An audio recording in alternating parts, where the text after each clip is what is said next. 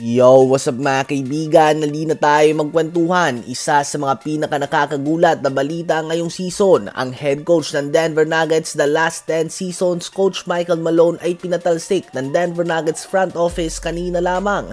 Nakakagulat nga ito dahil bukod na lamang sa siya ang coach na nagdala ng championship sa team na ito, bukod na lamang na siya ang tanging coach ni Nikola Jokic sa NBA career nito. Literal nga mga kaibigan na 3 game na lamang natitira sa season na ito para sa Denver Nuggets. And the moment na sinisante nila si Coach Mike Malone ay hawak nga nila ang 4th seed sa West.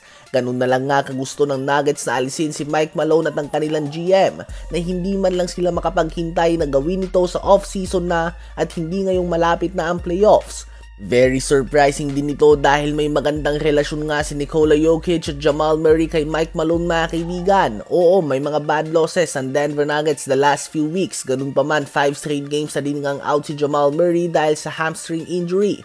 Isa pang concern dito ay paano si Russell Westbrook. Simula nga na magkaroon siya ng decline sa kanyang performance ay walang coach ang nagagamit siya ng tama o hinahayaan siya na maglaro ng kanyang style of play bukod kay Coach Mike Malone.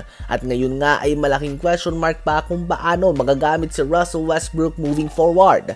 Sa ngayon nga ay andun ang usap-usapan na posibleng mabuo ang duo ni Nikola Jokic at Luka Doncic sa Lakers dahil iba nga ang closeness ng dalawang European star na ito.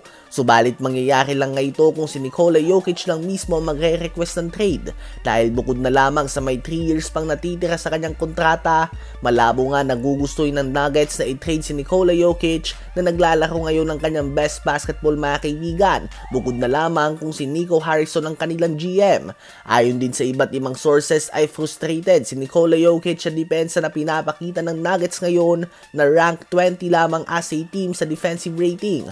So makikita nga natin as time goes on kung may tension nga ba talagang namamagitan kay Jokic at sa Nuggets team na ito sa coaches man o sa front office. More details to follow nga mga kaibigan. Ano ba masasabi nyo tungkol dito? Habang naganap naman kanina ang pangalawang sunod na bakbakan ng Lakers at ng OKC, pareho nagtala ng 15 points si SGA at Austin Reeves sa first quarter. Ganun pa man sa second quarter ay napadaming ang turnovers ng Lakers habang OKC naman ay halos hindi na magmintis. Kaya naman nabaon nila ang 80-72 lead sa halftime.